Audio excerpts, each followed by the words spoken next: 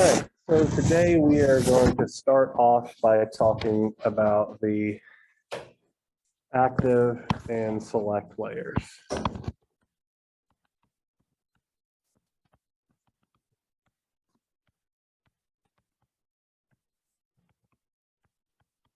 These are two different layers, but in a tool like electric, they're really combined into a single function. And we'll explain why that is in just a moment. Okay. So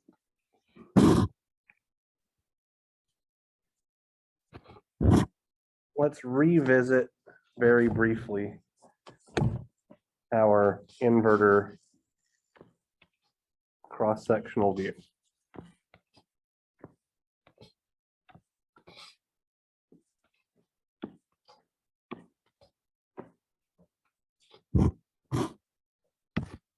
Where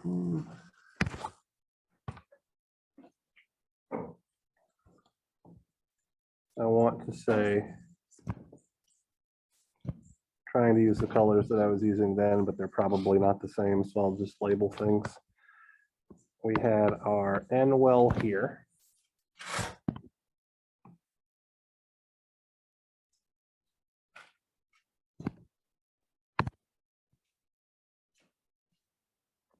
We had a P plus region here.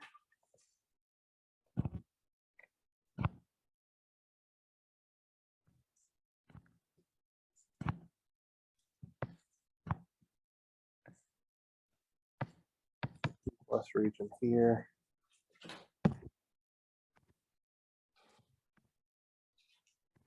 Green. And then plus region here. And let's see on this side, N plus here, and N plus here.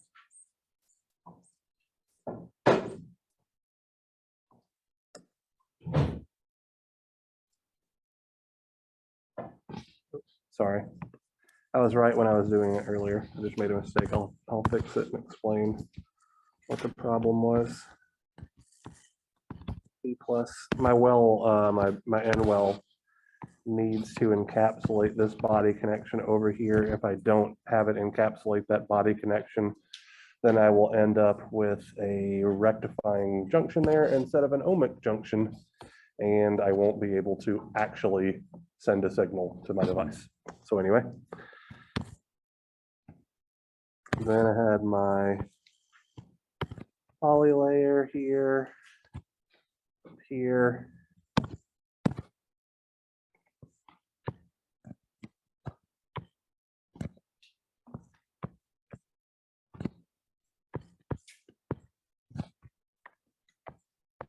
Something like this. I'm doing it from memory.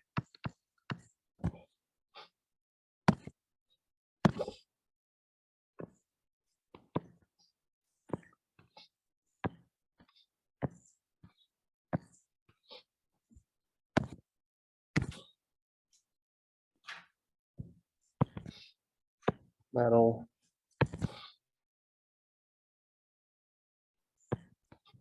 Metal. So what we're going to be focusing on today are active and select layers, and they are how we figure out what the dimensions of these implants are. Okay, so this is how we make our source and drain of transistors. We can also use it to make resistors.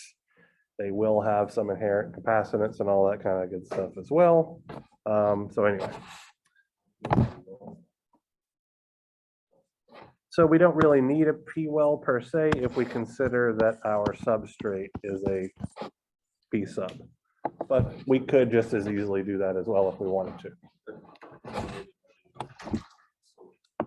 Yeah, for a twin well process, there would specifically be a P-well that the NMOS transistor sits inside. You're absolutely correct there. For the intents and purposes of today, it doesn't particularly matter. I'm going back, I think, to just the inverter that we had done at the very first of the class, which did not use the twin well process.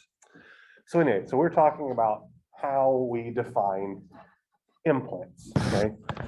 And how implants are defined uses these two discrete layers, the active layer and the select layer, and they both play an important role in this process, okay? So the active layer has a very simple use. The active layer defines where holes in the field oxide, I'm going to refer to this later as FOX,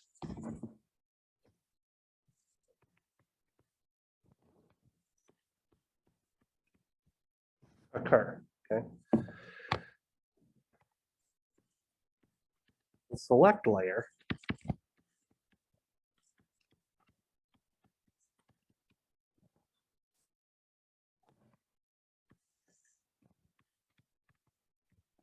defines where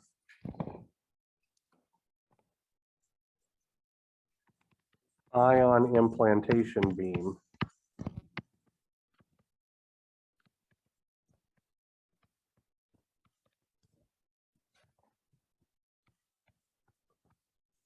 is exposed. Or really, it defines where the substrate is exposed to the beam. I guess I'm getting my wording backwards, but effectively it tells you where that beam is going to be focused to generate the implant. So let's rewrite this, where substrate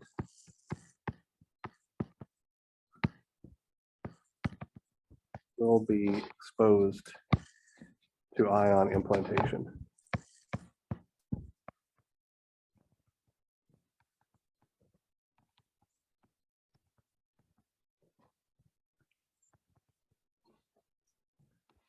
So we can think of it something like this, okay? So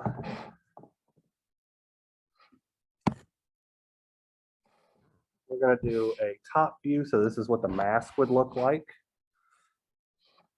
Our N active region, which I've been using green for, would be something like this.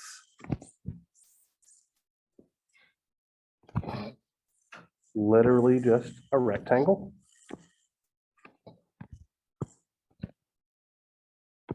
You might also see this as N plus active. And the select layer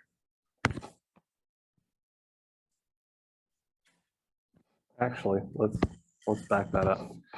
The active region would be like this.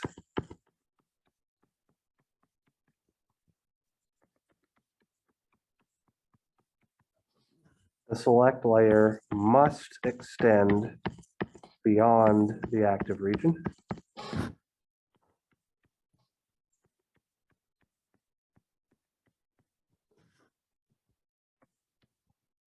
Let's call this N plus select.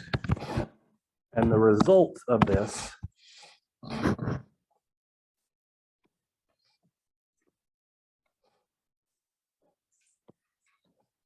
would look something like this. So here's our substrate. Our field oxide layer.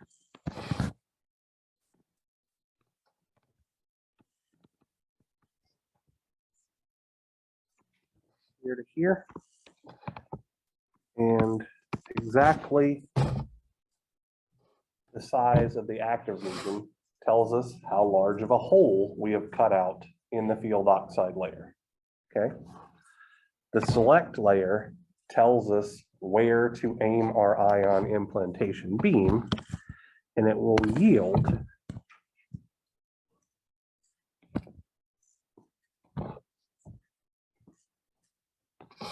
an implant with that rectangular shape. And then after the sample is heated up, we get the more regular rounded profile that we would see due to heat-induced diffusion. And this region called N plus active region or an N plus implant. Effectively, the exact same thing would occur if we used an active region with a P plus select. We would define a P plus implant, okay? So why does the select layer need to overlap the active layer? Anybody have any thoughts? Have you guys covered photolithography yet in 501? Okay. So do any of you know anything about photolithography? Let's start there.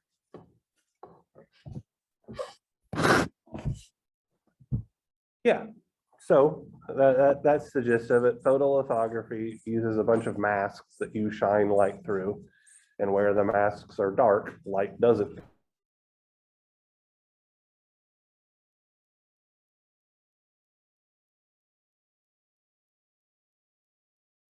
Things here, okay?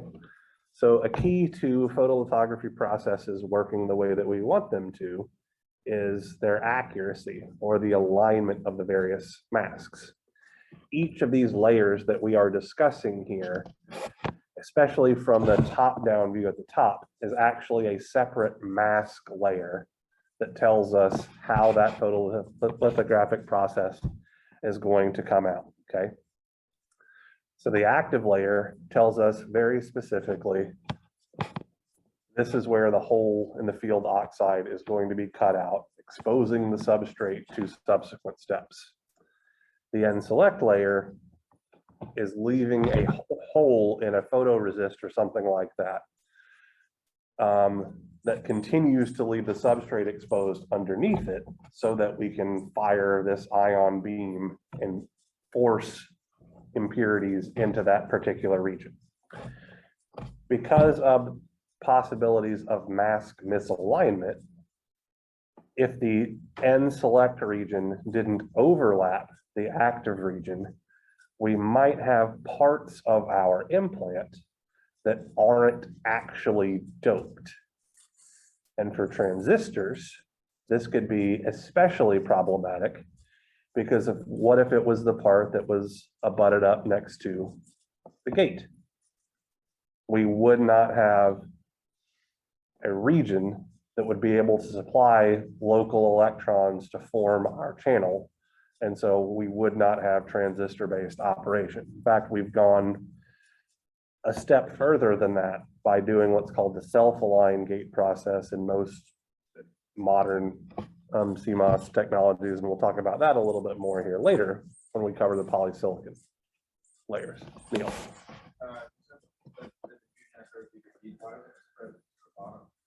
It does.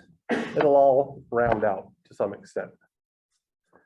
So it swells by some amount, and the amount that it swells, you should actually learn in your 501 class, because that's one of those processes and all that kind of stuff. So like when we were designing stuff, we were assuming it's going to cut out nice rectangular sections, and then after the processing steps, things tend to move a little bit, which actually helps us out in a lot of cases. And in cases where it doesn't help us out, we do things to stop it from happening.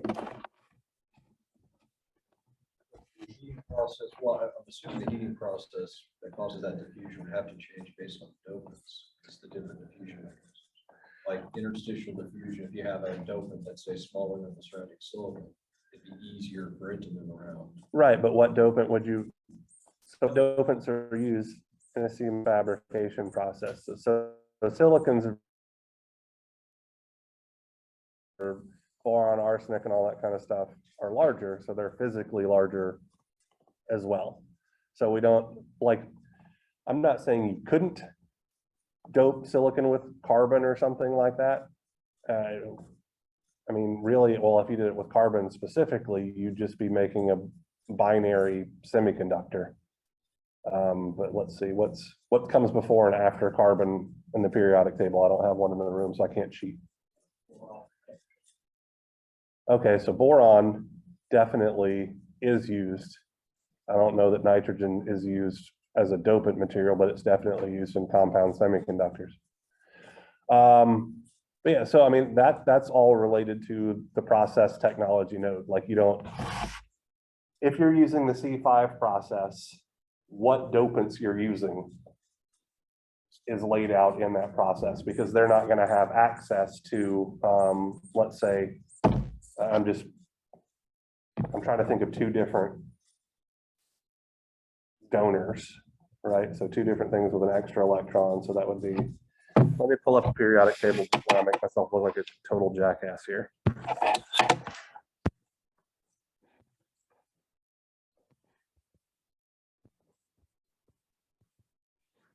Periodic table. There we go. Okay. So you wouldn't have access to both phosphorus and arsenic in that process, right? You wouldn't have access to both of these guys right here. It would be one or the other. So that process is controlled for that particular one. Does that make sense? So like, I guess, so you were saying things about interstitial, meaning that the impurity is between the lattice points as opposed to substitution where it's replacing a silicon atom, right? To me, that all has to do with the probability of those events occurring and which one is going to be the dominant thing, which is for people smarter than me at these foundries to figure out, because it's not going to be an equal distribution of them. It's going to be one is way more dominant than the other one, I would think. And it very likely has things to do with the size, as you mentioned. But what I'm getting around to is effectively that's all of that information about the time of diffusion, the temperature used for diffusion, all of that kind of stuff is buried in that process technology node that the designer doesn't actually have any control over unless they were designing a new technology node. All we really know about is that for this particular technology node, if we focus our beam here and run it through this process, we should expect to get X amount of overlap. That's the information that we as electrical engineers are provided with when we're designing this kind of thing. Make sense? Yeah. You're asking good and very difficult questions, which is perfectly okay, but a lot of them are beyond the control that we as designers of integrated circuits would actually have anything in. Race, are you raising your hand or something? Kind of like design rules for the process. Right. Yeah, no, you're exactly right.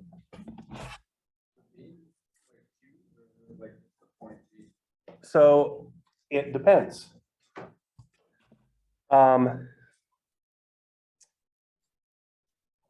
When I was doing research for the Air Force Research Labs up at their sensors directorate at Wright-Patt Air Force Base in Dayton, we had a gallium ion beam that could be used, and you could literally focus it to a specific region. So we did imaging with it by effectively slicing bits of the wafer open and creating a trench so that we could see what was going on. For a process like this, though, all of your implants are going to be formed effectively at the same time. So it's going to be a beam that shines on the entirety of the wafer, and all of the N+ implants are done in one pass, and all of the P+ implants are done in one pass. Absolutely, stuff gets all over the oxide layer. You strip it off using a wet chemical etching process, and then you thermally grow a new oxide layer that protects you from whatever you're doing next. Yeah. We're going to talk about effectively that exact situation, but for polysilicon in just a moment, and how it's actually used in the processes. Okay. All right, so we can define this N+ active region. It is, or a P+ active region if we want to, or N implant or P implant if that's what we particularly want to call So a fairly basic question is, how does this differ from an N well or a P well? Because an N well or a P well is a region of N-type doped or P-type doped semiconductor material embedded in your substrate. And this is a region of N-type doped or P-type doped semiconductor material embedded in your substrate. So what's the difference? You've nailed it. That is literally it. The implants have a significantly higher doping concentration than the well does. It has to. Let's scroll back up here and look at this, right? Let's look specifically at the P-type active regions inside of the N well. The only way to make those regions P-type is if the dopant concentration there is higher than the background concentration of the N well region. If it wasn't, they'd still be N well. Now, that N plus layer there on the right-hand side, inside of an N well, means that you have a region of very highly doped N-type material touching more lightly doped N well material. And then finally, you have your substrate contact, okay? It's touching the substrate, forming a PN junction that will be reverse biased, meaning that you will have very, very little chance of current flowing through that junction. Why do you think that N plus region is important? This is actually getting slightly ahead of ourselves with regards to the processing, but we talked about this in 335. So this guy right up here,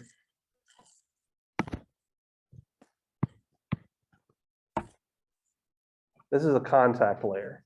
We're going to talk about it more when we cover the metal layers, but effectively it is a tungsten metallic plug. It's just a glob of material that allows us to make contact between the metal layers and various regions on our substrate. What do metals have? A whole hell of a lot of electrons. Semiconductors have significantly less electrons than a piece of metal. So we have a metal semiconductor junction, okay? If we don't have this N plus implant standing between that raw metal and the N well, we have a very high likelihood of creating a rectifying contact. When we have that large free electron concentration from the, or free charge carrier concentration from that implant, we're effectively guaranteeing that we are going to have an ohmic or resistive contact. So if we didn't have that there, we would have a unidirectional valve for current to flow through. With that implant there, we have a bidirectional valve, so we can send current both ways. So we're getting the effect we want. We're not trying to make that rectifying as well. I want to say I asked you that question on your exam. So congratulations, you now know the answer. All right, so these are the select layers and the active layers. And like I said earlier, we can literally swap this out with an P plus select layer in order to do a P implant. The rules are exactly the same. There are specific MOSIS rules that are associated with this. I uploaded the MOSIS rules to whatchamacallit, Moodle, thank you, earlier today. Let's pull those up really quickly just because we haven't yet really gotten into the nitty gritty of them. I want to edit the shortcut just to go. I want to talk to you very slightly about the layout of the document here because it's kind of insane. So there are literally 10 to 15 pages of stuff before we even hit the rules. And then the rules start with section 31, dealing with how deep and well material is used for the deep submicron process. And then it gives you a little picture about stuff that's effectively explaining what the rules are talking about. And then it goes to section 1, which is about end-well material. And then these are the rules that we talked about and introduced when we were covering that. Minimum width, spacing between wells of different potentials, literally the table that we talked about or drew the other day. Then it jumps to section 17, which is specific to for a specific technology node. Then 18, which is also specific to that same technology node. And then it circles back around to 2, which is for the active region. Okay. So effectively how this document is laid out is going through these layers, but then anytime fancy stuff happens, they're like, oh, we're gonna give that a later number, but put it in this document next to this stuff. So all of the end-well related stuff is in the same area, but it's not laid out in an intuitive way.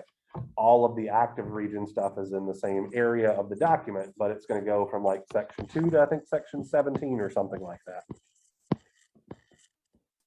24 for thick active. And then it goes into P base, which is an active region, rule section 16.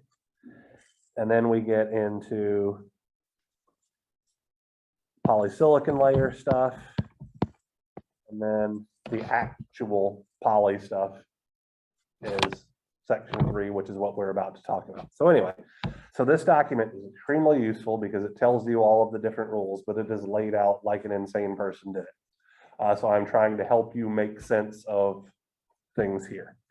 So we're going through this material, literally section 1 in this document, then section 2 in this document, then section 3 in this document, effectively, so that you'll kind of have an idea of what the hell we're looking at. Okay.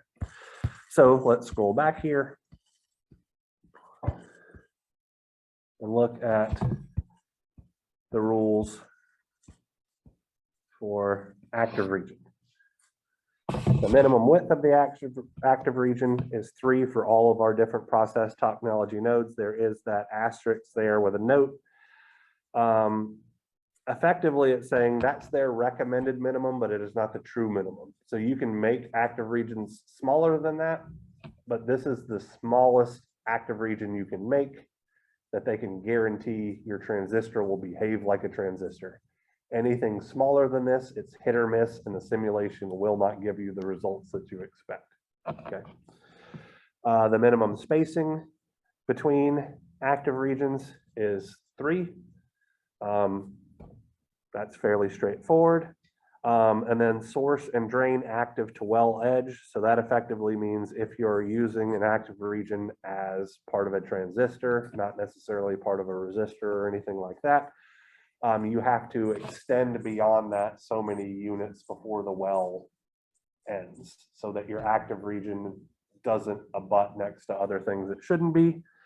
And then substrate well contact to well edge, that is exactly the body connection that we were just talking about, can be much smaller. And then minimum spacing between non-abutting active of different implants. So let's scroll down here and we'll see what they're talking about. Okay, so effectively, this top part up here, where it says P region, consider that to be a P well. And down here on the bottom where it says N region, you can consider that to be an N well. And we know from our discussion on the wells that P well and N well can directly touch each other, and it's perfectly okay. In fact, it's physically impossible for them to not touch. Okay. So if we had a transistor on the top, so let's see, so this is an N active, and then a P active region. So this would be an NMOS transistor if there were a chunk of polysilicon between those two active regions in purple. And on the right-hand side, we have our body connection. Down below, we have a PMOS transistor if there were a chunk of polysilicon between those two active regions in the gold P plus select area with our substrate connection as well. Those two substrate connections can only be so close to each other before there starts to be some type of interference. The reason for that is because the body of an NMOS transistor is typically at 0 volts, and the body for a PMOS transistor is typically at your supply voltage. So anywhere from 1.8 volts to 3.3 volts to 5.5 volts or anything like that. If you had those guys too close together, you would find that your body connections would be at a significantly different voltage than you would expect, and your devices will not work correctly. So that's why those have to be separated by a specific amount. All right, so another thing that I want to talk about here just very, very briefly, and I'm going to actually, give me just a second because I printed something out and then I forgot to pick it up for the printer.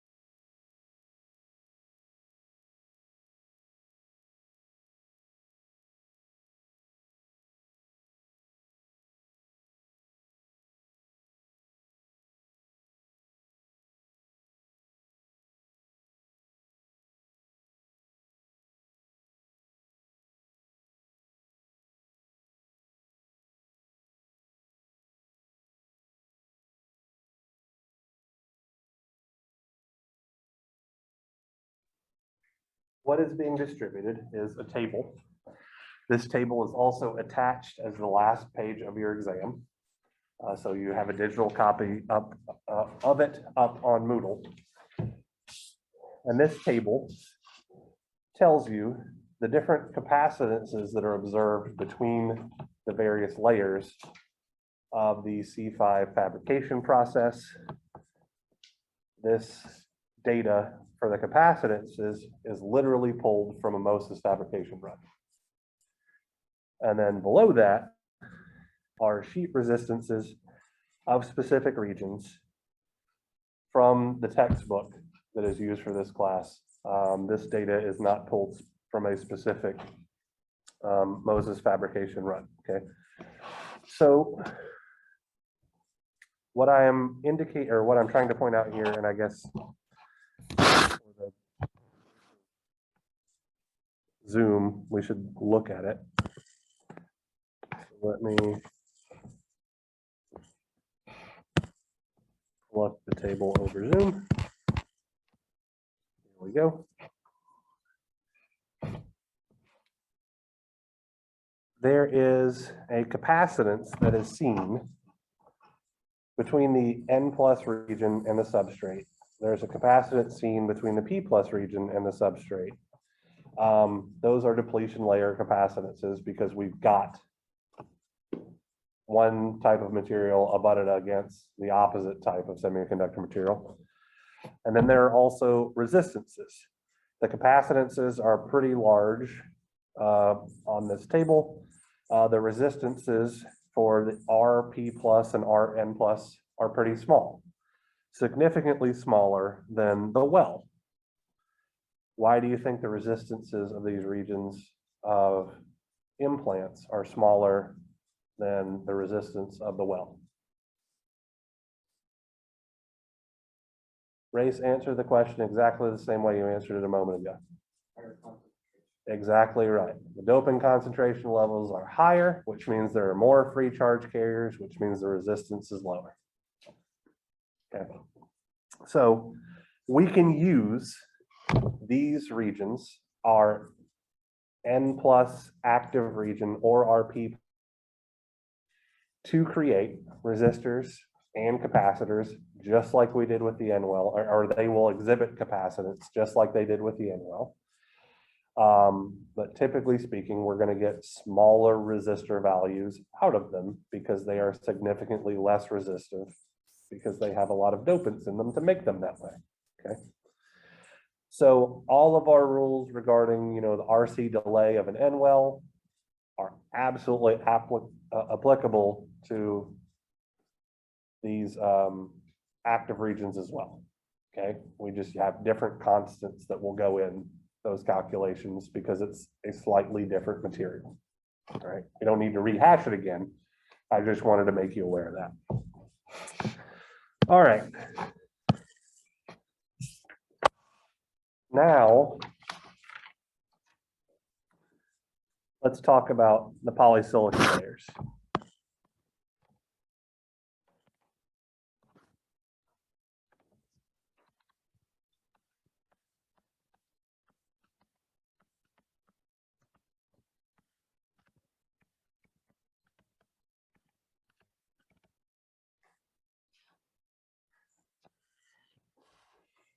So I want to point out something here pretty quickly. It's subtle, but I am saying polysilicon layers, plural, which implies that there is more than one polysilicon layer.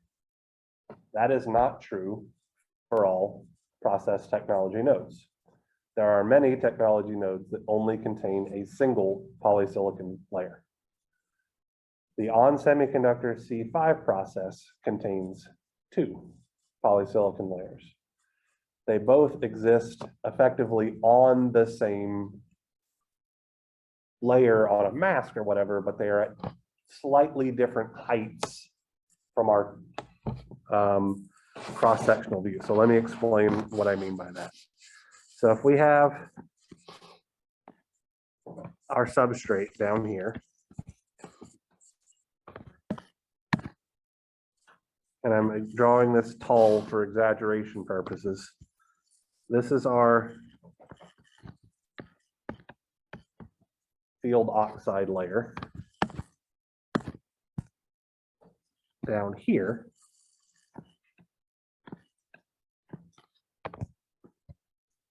Very close to the substrate, we have poly.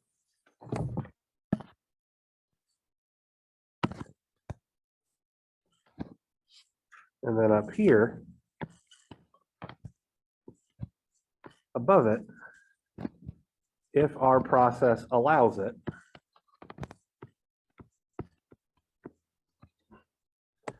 we have poly 2. I didn't draw this particularly well to illustrate this next point, but there is a separation between these two layers. They are not touching each other. The thickness of the insulation between these two layers is roughly the same thickness as the gate oxide layer of a transistor. So the distance between poly 2 and poly 1 is effectively the same as the distance between poly and the actual top surface of the substrate. Okay. So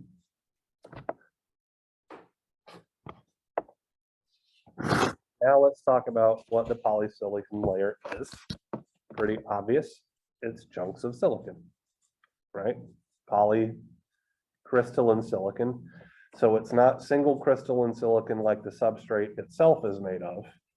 It's chunks. So it's typically a chunk of single crystalline silicon that is sputtered onto the surface of our wafer, and it doesn't form a neat crystalline structure anymore. Okay. So chunks of crystalline silicon.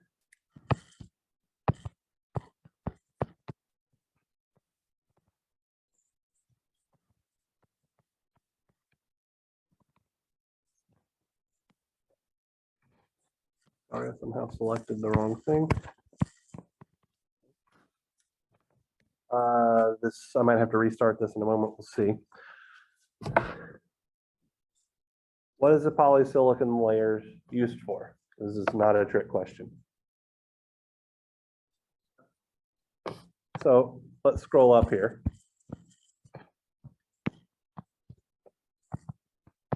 This is the poly layer. What is that doing? Exactly right.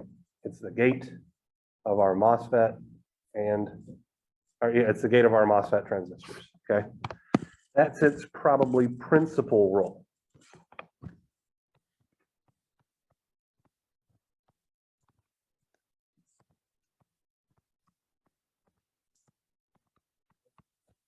It is not remotely the only role though. Now, if we have two different polysilicon layers available to us, what do you think that means about our MOSFETs?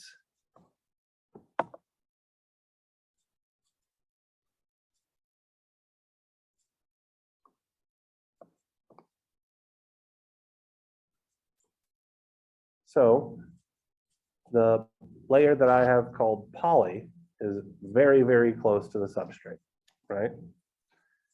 That distance away from the substrate will cause transistors formed with a poly gate to have a specific threshold voltage. If a transistor instead is formed using the poly 2 layer as the gate, because poly 2 is further away from the substrate, you will get a different threshold voltage.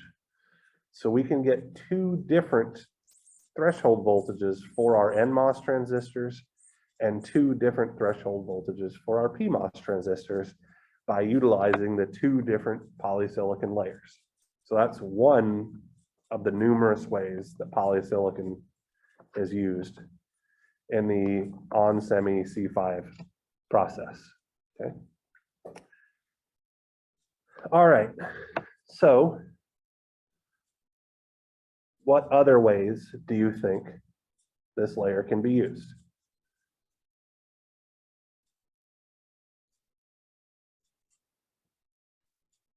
So what did we talk about when we were dealing with the N-well layer? Resistors and capacitors. What did we talk about when we were dealing with the active layer? Resistors and capacitors. Polysilicon layer can also be used for, you guessed it, resistors and capacitors, okay? All right, so this is where polysilicon is kind of an interesting thing, okay? Because it has multiple different R squared values, depending on a couple of different things, okay? So before we talk about that, we're going to talk about what's called the self-aligned gate process, because that will explain at least partially why there are different sheet resistance values, okay? So in a self-aligned gate process,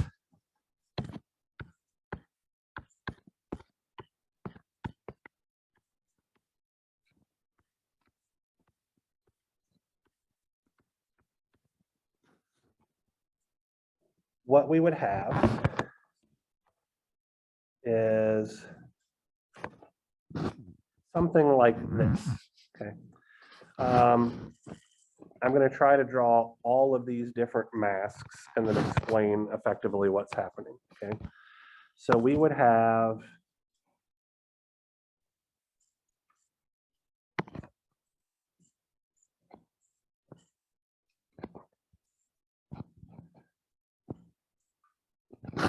an active mask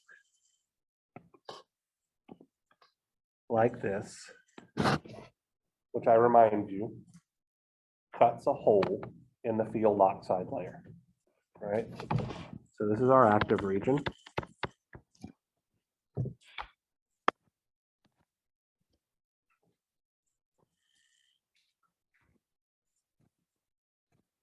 This is going to be kind of wide, but it'll be okay.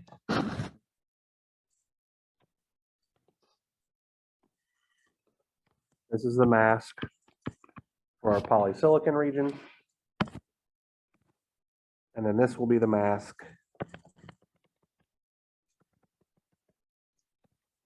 for our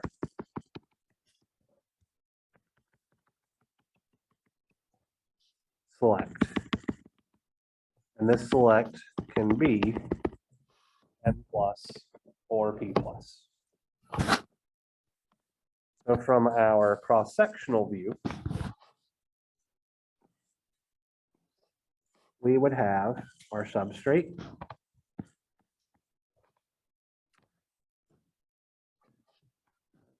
extend this a little bit further, just for the sake of argument. And then here is the barrier for our field oxide layer on the left-hand side. And here is the edge of our field oxide layer on the right-hand side, right? So our active region is used to cut a hole out. We would then grow a very small amount of oxide on top of our field oxide layer. And this would be really thin. Actually, I'm just going to do that by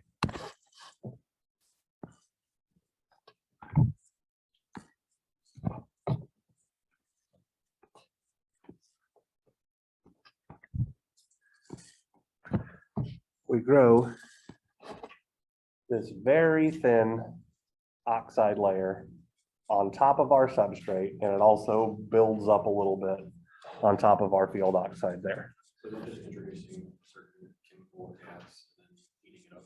Yeah.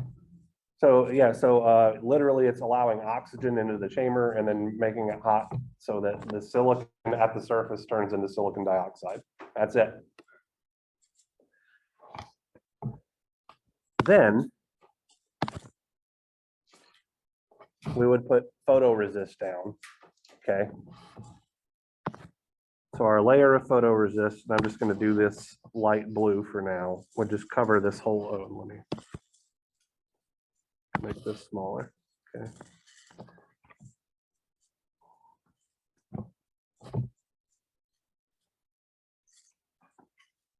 Look something like this.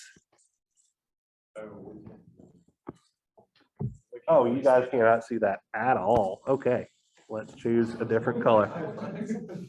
Yeah, nope, I'm drawing, you just can't see it. My apologies, I will use a different color. Let's just use this orange color for now, okay? So we'd spin a layer of photoresist kind of over this whole thing, and it would fill in that trench. And then we'd use a chemical process to effectively give us nice, pretty sidewalls here, leaving behind. Okay. We would sputter our oops, I didn't mean to erase all that. We'd sputter polysilicon on until the trench is effectively filled. And then we would use something like acetone to remove our photoresist. Yeah, exactly right, a chemical wash. Now we would do our ion implantation for our implants, okay? So effectively, we would have ion beam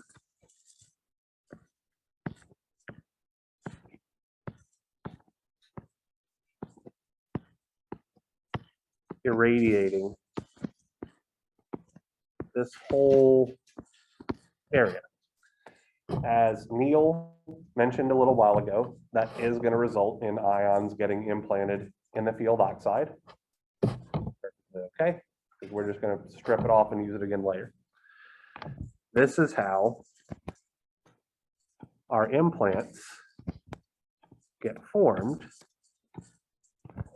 And it also winds up doping our polysilicon. So instead of being intrinsic polycrystalline silicon in that region, it makes it extrinsic, which means it's much more conductive, which is good because this polysilicon layer that we've been using since the late 1980s is replacing aluminum as the actual metal in a metal oxide semiconductor field effect transistor. If we didn't have it doped like this, the transistor would not operate as well as it does. Okay. This is called a self-aligned gate process because how they used to have to do it was literally defining the implants first and then hoping they put the gate in the right spot to actually make a transistor. And so the yield of that particular process was around 70% at best. With this self-aligned gate process, the yield is effectively 100% because the gate itself helps define where the source and the drain are located. You can't move the drain can't be moved away from the gate, or the source can't be moved away from the gate to where you can't form a channel when the gate itself defines where the device is, because it acts as a shield for the implantation. Okay. So this is the self-aligned gate process. And when we are making P implants, we are going to get a particular resistance for that P plus polysilicon because of the dopants that we added there. And when we're making an NMOS transistor, we're going to get a specific resistance or sheet resistance for the N plus polysilicon because we're using a different dopant there. So we can use doped polysilicon to form resistors as well. They are have low resistances, not as low as the implants themselves. And the reason for that is because polycrystalline silicon isn't as nice and ordered as single crystalline silicon is. So there are more opportunities for electrons and things like that to scatter, which leads to an increase in resistance. But if we block the implantation beam, we also get high res, high resistance, or high Z polysilicon, which is again used for resistors. That is what the poly 2 layer is mostly used for, is the formation of what are called high res poly 2 resistors. Okay. I'm just going to write this over here. So high res or high Z poly 2 resistors. In a high res poly 2 resistor,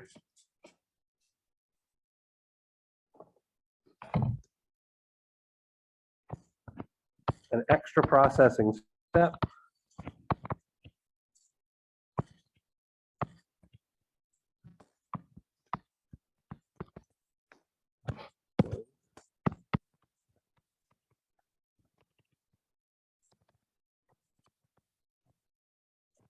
is included to ensure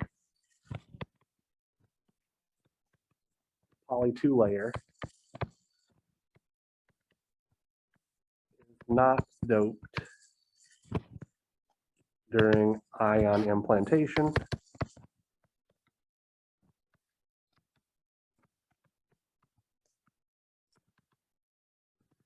yielding R square for high res at about 1 kilo ohm per square. Okay.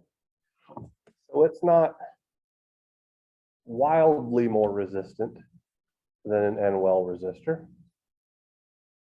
But there are some specific reasons why you might want to use a high res poly 2 resistor as opposed to an N-well resistor. And those are mainly about the location of the resistor. Okay, and so let me explain what I mean by that. Let's go to the next page here. So let's say that we have an N-well resistor. Okay, we'll draw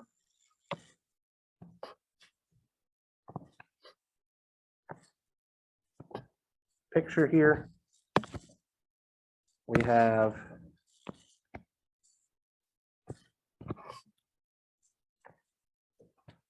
a region of N-well buried in the substrate. And let's say, for the sake of argument, that I put 5 volt there.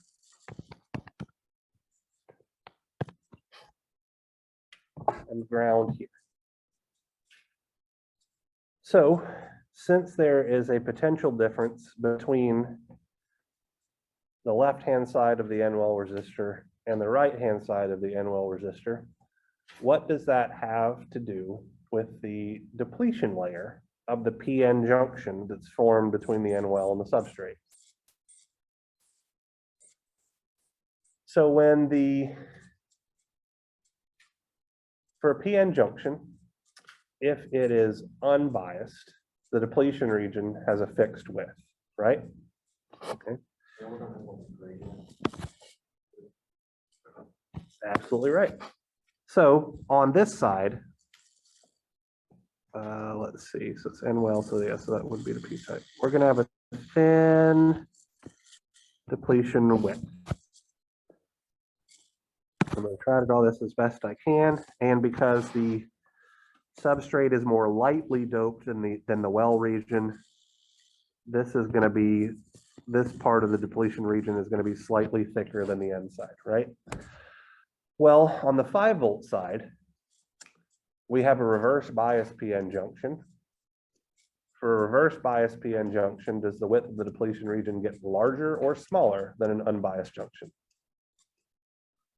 Larger.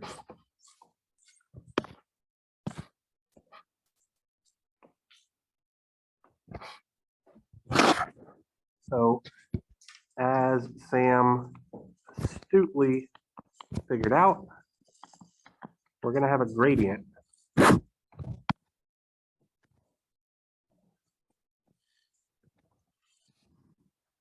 The size of the depletion region across the junction.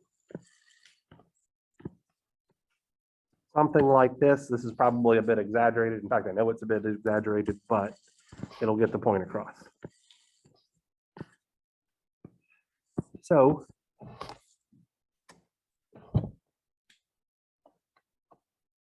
why is this important? Anybody have any thoughts?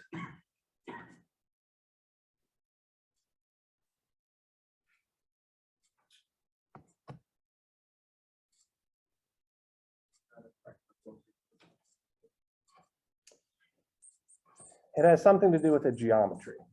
Okay, so earlier when we were talking about the resistance of N-well resistors, we said that because the N-wells are all implanted effectively at the same time, they're all of a uniform thickness. And that allowed us to make our calculations using sheet resistance and all that kind of stuff. But when we put a bias voltage across one of these N-well resistors, the thickness of the N-well resistor varies as a function of position across the resistor. And because the thickness varies as a function of position, the resistance varies as a function of position as well. So we don't have a specific resistance that's uniform across it. This is mathematically defined by what's called the voltage coefficient of resistance, which is beyond the scope of what we're talking about right now. We will literally do it next week when we're talking about temperature coefficient of resistance and all that kind of good stuff as well. Okay, so this is what the behavior of a N-well resistor looks like when we bias it. A P-well resistor, or excuse me, not a P-well, an active or implant resistor will behave similarly, right? But since its resistance is so much smaller than that of an N-well resistor, we're not really comparing those things as well, but that is a phenomenon that we would observe. Now let's talk about a high-res poly 2 resistor. So in a high-res poly 2 resistor, and I'll do it over here on the right. Here's our substrate.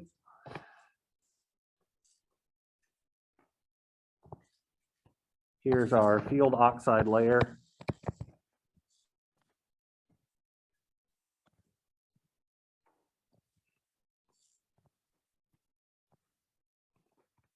Here's our chunk of high-res poly 2. And let's say that we have the appropriate contacts and things in place that we can put 5 volts on this side and ground on this side. What happens? Not a damn thing. Our polysilicon is not inside of our substrate. We don't form any PN junctions or anything like that. We don't have to worry about the thickness of the resistor changing as a function of voltage. None of that noise will matter at all. There will still be some temperature coefficient of resistance effects that we'll have to deal with, but that's going to be true for literally any material that we make a resistor out of.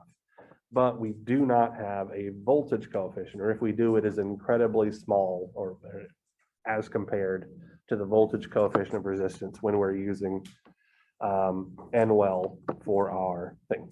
So we get a slight increase in resistance at the cost of additional processing steps, which actually cost both time and money. But we have significantly more stable resistors when we use this layer. Okay, so that's why the on-semi process uses them. Not all do, and you can get around things, and we'll talk about matching and all that kind of stuff in this class as well.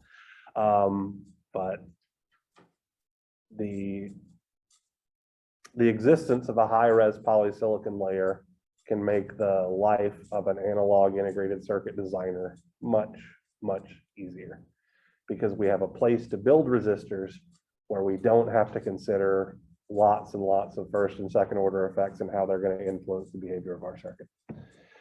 All right, I think this is a good stopping point for today. The next thing that we're going to talk about is polysilicon capacitors, but that is probably going to take an entire day to go through. Neil.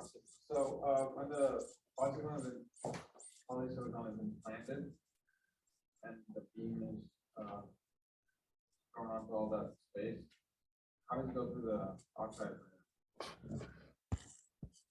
So right here, Yeah. because that oxide layer is really thin, like on the order of a few angstroms. So an angstrom is 1/10 of a nanometer. That's like the scale of interatomic spacing.